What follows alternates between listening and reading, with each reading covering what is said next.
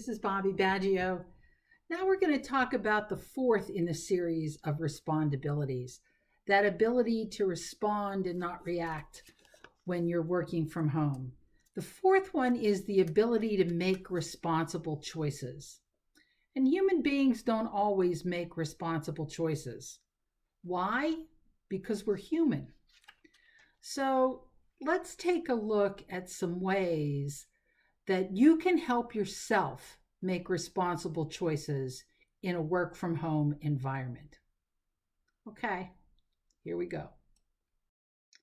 The fourth respondability in the series of 5 respondabilities is the ability to make responsible choices, which is important everywhere, but it's even more important in a work from home environment.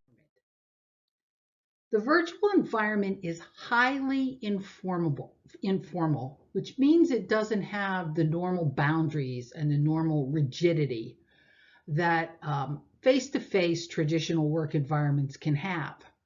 But it's also results-oriented. This means that the only way people can really judge your performance is by results. So the first step along this line is to recognize when you're making responsible choices and make those responsible choices. We all know at some level when we're doing things that are not responsible, that are not for our best good, that don't align to our priorities, that aren't helping us do what we really intend to do or want to do. We know when we eat the donut instead of the apple. So I think the first thing you want to consider here is, how can you be true to who you really are? You know, what do you really want? And how are you true to yourself? Honesty. Honesty is critically important in this environment. Let's start with being honest with yourself. What are your behaviors? What are your thoughts? What are those priorities? And second, it's an environment built on trust, so that if you're not honest with others, as well as being honest with yourself, eventually that will come out.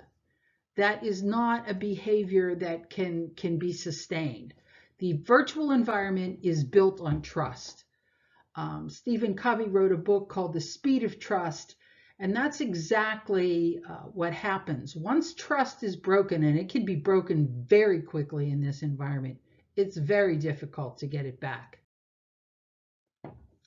Take time and examine how you do what you do.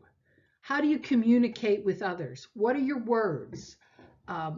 Choose them carefully. Understand the impact of your words. Recognize your instincts. Are your instincts to be critical? Are your instincts to be doubting? Are your instincts to be fearful? Recognize those and recognize when you're making excuses. Be honest with yourself, as well as being honest with other people. Probably one of the most important things you can ask yourself in this environment is, can I set boundaries? There are many different kinds of boundaries. We're going to talk about a couple of them here. One is physical boundaries. You know, can you set a physical boundary for your workspace? Can you shut the door, put a do not disturb space sign out, and say, this is my space and I'm working now? Probably a more difficult boundary to set are those emotional boundaries.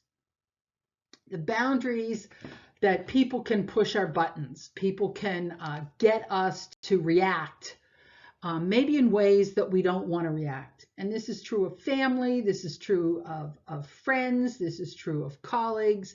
But can you set those emotional boundaries?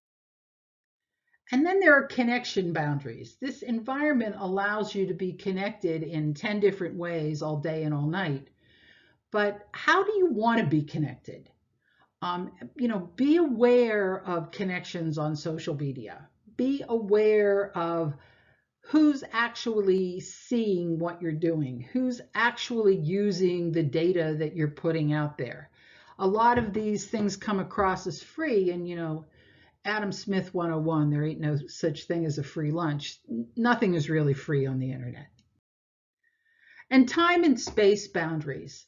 You have time to spend with your children, time to spend with your spouse, time to spend with yourself and with your friends.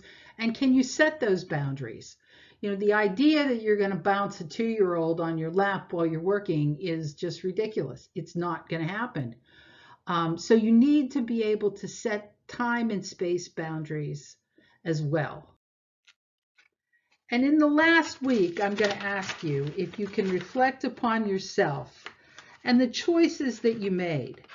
The choices that you made in how you seek approval, how you react with people, how you follow through, and